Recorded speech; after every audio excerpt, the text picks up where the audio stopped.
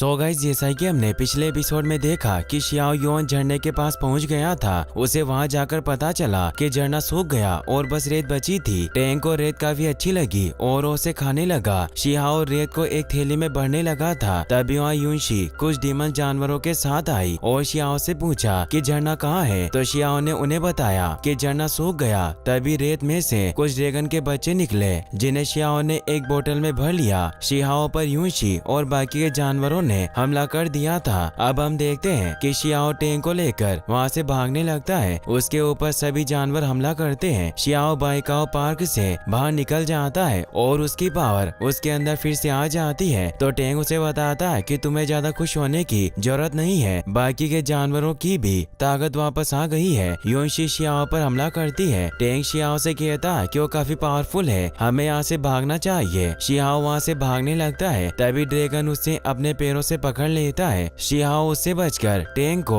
Blue bird पर फेंक कर मारता है। तभी यूनशी शियाओ पर हमला करती है, जिसे शियाओ रोक लेता है। टेंग शियाओ से कहता है कि हम इन्हें नहीं हरा सकते, दौड़ना हमारे लिए अच्छा रहेगा। तो शियाओ अपने जेब में से एक कागज निकालता है और उसके ऊपर बैठकर वहाँ से भागने लगता है। ये देखकर सभी को काफी गुस्सा आता है। दूसरी तरफ शियाओ पॉल फील्ड में पहुँच जाता है और टेंग से पूछता है कि कौन सी जगह है। टेंग शियाओ से कहता है कि फुल पहाड़ ऐसा नहीं दिखाई देता और तुम्हारे पास जो पेपर है उसे बस तुम 3 बार इस्तेमाल कर सकते हो, इसीलिए उसका इस्तेमाल सोच समझ कर करना। शियाओ कहता है कि यह बात तुम्हें पहले बतानी चाहिए थी, लेकिन अब यहाँ से चलते हैं। टेंग कहता है कि मैं जानता हूँ कि ये जगह पॉल फील्ड है और यहाँ रखी हड्डियों को प्राचीन संतों ने जोड़ा था। शियाओ कहता है कि फिर तो इसके अंदर खजाना होना चाहिए। तभी हड्डी में से हवा निकलती है। टेंग बताता है कि हड्डियाँ प्योर ब्लड वाले लोगों की है, जिनके बीच एक भयंकर युद्ध हुआ था। हमें यहाँ से जल्दी से जाना चाहिए। शियाओ कहता है कि यहाँ खजाना होगा, हमें उसे लेना चाहिए और अंदर जाने लगता है। तभी शियाओ और टेंग को एक लड़का दिखाई देता है। टेंग कहता है कि लड़का गोट के जैसा है। वो लड़का शी था जो अपनी पावर से तितली पर हमला करता है और उसे कहता है कि तुम 3 बार मुझसे हार गई हो, फिर भी तुम अपनी हार नहीं मान रही हो। शियाओ शी को देखकर काफी गुस्सा होता है। टेंग कहता है कि एक प्योर ब्लड वाली डीमन तितली से लड़ रहा है। पूर्वजों ने इसके बारे में कहा था कि अगर ये अपने पंख फड़फड़ा दे तो बादलों को 2 टुकड़ों में बांट सकती है। तितली शी पर हमला करती है, मगर वो यू कबीले की ट्रिक का इस्तेमाल करके अपने चारों तरफ शील्ड बना लेती है, जिसे तितली नहीं तोड़ पाती और दूर जाकर गिरती है। तितली फिर से शी पर हमला करने आती है तो शी अपनी दूसरी आंख से उसे रोक लेता है, फिर वो आगे नहीं बढ़ पाती। तितली कहती है कि तुम मुझे इस तरह की स्किल से नहीं रोक सकते। तो शी कई सारे डीमन जानवरों की सोल को बुला लेता है। टेंग शियाओ से कहता है कि फ्यूचर में इस लड़के की तुलना प्राचीन संतों में की जा सकती है। शी को देखकर शियाओ यौवन की रेत खाने लगता है और कहता है कि मैं इसे खाकर पवित्र होकर मजबूत बनना चाहता हूँ ताकि मैं उसे हरा सकूं। तभी शियाओ को अपने कुछ पुराने दिन याद आते हैं, जब उसके आंटी ने शियाओ के अंदर से सुप्रीम बोन निकाल कर शी के अंदर डाली थी और शियाओ दर्द से चिल्ला रहा था। दूसरी तरफ शी अपनी पावर से तितली को वश में कर लेता है और उसके ऊपर बैठकर वहाँ से चला जाता है। टेंग शियाओ से कहता है कि वो जा चुके हैं, तुम्हें और रेत खाने की जरूरत नहीं है। शियाओ टेंग से कहता है कि तुमने बहुत अच्छी चीजें खाई है जो निश्चित तौर पर दिव्य सार को पैदा करती है, इसीलिए मैं तुम्हें खा जाऊंगा। और टेंग को खाने लगता है, मगर उसे नहीं खा पाता और उसे फेंक देता है। तभी उन्हें एक आवाज सुनाई देती है। टेंग कहता है कि जल्द ही बेदवान पर्वत से बाहर निकलने का रास्ता खोल दिया जाएगा और बेदवान पर्वत के जानवर बाहरी लोगों का शिकार करने लग जाएंगे और ये जगह जल्दी खूनी नर्क में बदल जाएगी। हमें जल्दी से छिपना होगा। शियाओ फिर से उड़ने वाले पेपर की मदद से लिंगर के पास जाने लगता है, मगर वो फिर से गलत जगह दिव्य कोकुन के घोंसले पर पहुंच जाता है और कहता है कि ये पहाड़ भी फूल का पहाड़ नहीं है, हमारे पास उड़ने वाले पेज का इस्तेमाल करने का आखिरी मौका है। टेंग शियाओ से कहता है कि जगह के साथ कुछ गड़बड़ है, हो सकता है कि हम बेदवान पर्वत के किसी मूल निवासी के बिल में घुस गए हो। तभी शियाओ एक लड़की को देखकर छिप जाता है और टेंग से कहता है कि वही लड़की है जिसने हमारे ऊपर हमला किया था। शियाओ कहता है कि अच्छा रहा कि हम पकड़े नहीं गए, लेकिन यूनशी यहाँ क्यों भाग रही है। शियाओ को धमाके की आवाज आती है और यूनशी की तरफ दौड़कर जाता है और देखता है कि यहाँ खजाना है जिसे यूनशी लेने की कोशिश कर रही है। टेंग कहता है कि मैं समझता हूँ कि यह लड़की जानती है कि यहाँ के मूल निवासी शिकार करने जाते हैं क्योंकि उन्हें घुसपैठियों की गंध आती है, लेकिन ये काफी तेज है। इसने मौके का फायदा उठाकर कर मूल निवासियों के खजाने को लूटने की कोशिश कर रही है। युनशी अपनी पावर से खजाने की सेफ्टी शील्ड को तोड़ देती है। तभी टेंग को छींक आती है और युनशी उन पर भी हमला कर देती है। चियाओ कहता है कि किस्मत की बात है कि हम फिर से मिले। युनशी को याद आता है कि वही लड़का है जिसने ड्रैगन के बच्चों को लिया था और मेरे ऊपर हमला भी किया। उसका बदला लेने के लिए युनशी शियाओ पर रून ट्रिक से हमला करती है। शियाओ दौड़कर उसके हाथ पकड़ लेता है और कहता है कि अब तुम मेरे ऊपर हमला नहीं कर सकती हो। युनशी शियाओ को लात मारती है, लेकिन शियाओ उसकी गर्दन पकड़ लेता है और उसका नकाब भी नीचे गिर जाता है। युनशी शियाओ से कहती है कि बेशरम, मुझे जाने दो।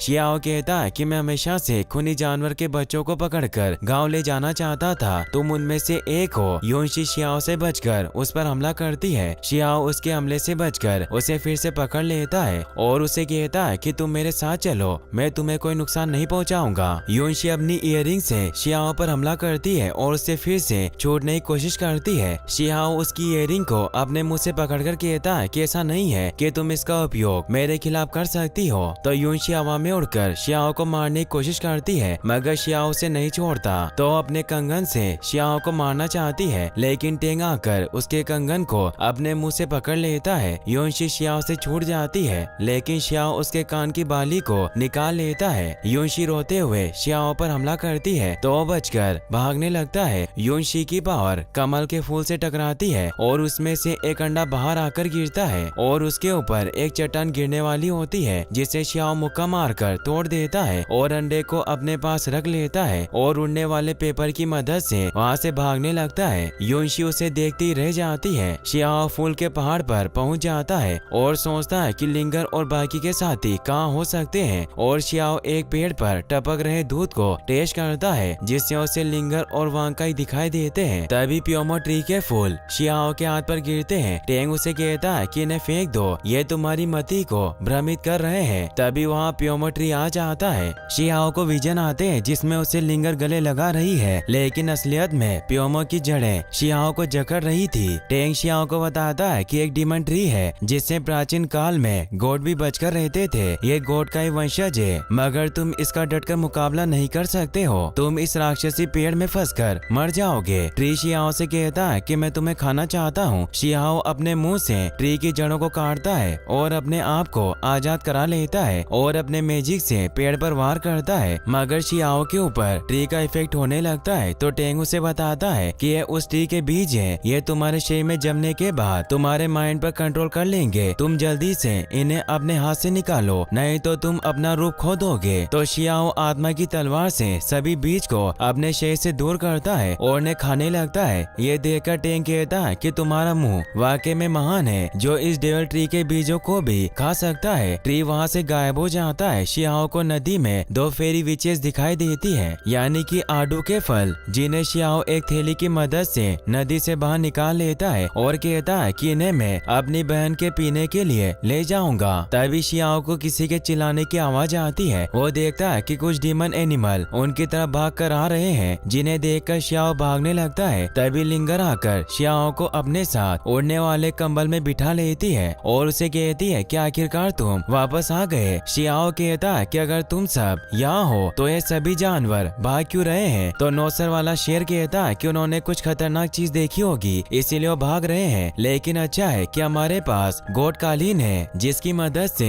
हम बच गए। शियाओ कहता है कि क्या ये कालीन खजाना है और उसे छूकर देखने लगता है। लिंगर उसे कहती है कि तुम मेरे कालीन से दूर रहो, ये खजाना मेरे पिताजी ने मुझे दिया है। शेर कहता है कि अगर एक गोट कालीन हमारे पास नहीं होता तो पहाड़ के जानवरों ने हमें खा लिया होता। तभी उनके कालीन के सामने एक भाला आकर गिरता है और वहाँ मंकी गोट किंग आते हैं और कहते हैं कि मेरे पर्वत के फूल, फल और पवित्र औषधि को चुराने की हिम्मत तुमने कैसे की, और अगर अब दम है तो भागो मत, और वहाँ से चले जाते हैं। लिंगर शियाओ को बताती है कि वो मंकी गोट मंकी किंग है, वह गाओ पर्वत के मालिक और बेदवान पर्वत का सबसे खतरनाक जीव, और इसी वजह से सभी जानवर बचकर भाग रहे थे। दूसरी तरफ मंकी गोट सभी जानवरों पर हमला करते हैं और कहते हैं कि तुम नीच प्राणियों की मेरी दवाइयाँ चुराने की हिम्मत कैसे हुई। तभी एक ड्रैगन मंकी किंग पर हमला करता है। मंकी उसे एक वार में नीचे गिरा देते हैं। ड्रैगन मंकी किंग से कहता है कि तुम अभी तक जिंदा हो, मैंने तुमसे कई सालों का बदला नहीं लिया।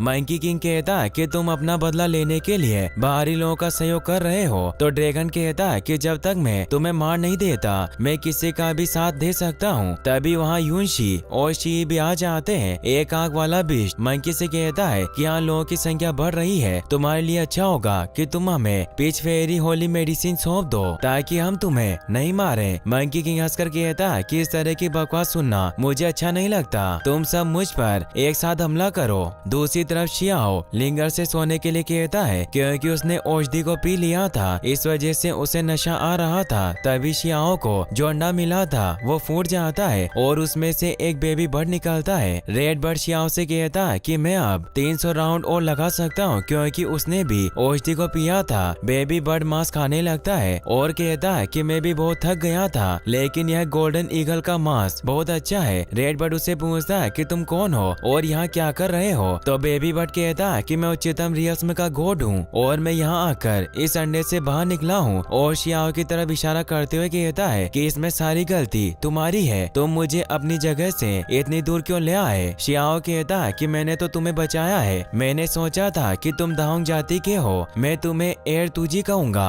तो तुजी कहता है कि ऐसा नहीं हो सकता है, मैं अकेला हेवन और अर्थ पर राज कर सकता हूँ, तुम मेरे लिए इतने घटिया नाम का इस्तेमाल मत करो। तभी शियाओ की सुप्रीम बॉन एक्टिवेट होती है और वहाँ से दूर जाने लगता है। लिंगर उससे पूछती है कि तुम कहाँ जा रहे हो। तो शियाओ कहता है कि मैं टॉयलेट करने के लिए जा रहा हूँ। शियाओ अकेले में आकर ध्यान लगाने लगता है और सोचता है कि मंकी सीड लिक्विड की पावर काफी ज्यादा है, मैंने पहले 8वां स्वर्गीय माँ को खोल दिया है लेकिन अभी भी परफेक्ट नहीं है, लेकिन क्या ऐसा संभव है कि मैं 9वां स्वर्गीय मार्ग भी खोल दूंगा। तभी शियाओ के अंदर से एक ऊर्जा आसमान की तरफ जाती है। दूसरी तरफ मंकी किंग और डीमन आपस में लड़ रहे होते हैं। एक मंकी अपने साथी से कहता है कि मंकी किंग काफी समय से लड़ रहे हैं, हमें उनकी मदद करनी चाहिए। तो दूसरा मंकी कहता है कि मंकी किंग ने अपनी पूरी पावर का इस्तेमाल नहीं किया है, इसके अलावा तुम नहीं जानते कि उन्हें लड़ना बहुत पसंद है, अगर हम उनकी मदद करेंगे तो उन्हें लगेगा कि हम उनके काम में दखल दे रहे हैं और हमसे नाराज हो जाएंगे। शी मंकी किंग से लड़ता है। मंकी किंग देखते हैं कि पहाड़ के पीछे से रोशनी निकल रही है जिसे वो अपने साथियों को भेजकर चेक करने को कहते हैं। मंकी देखते हैं कि उनका लिक्विड खत्म हो गया है जिससे वो सभी ढूंढने लगते हैं। वहीं शियाओ सोचता है कि नार्वे स्वर्गीय पद को खोलना काफी मुश्किल है। तभी उसके अंदर से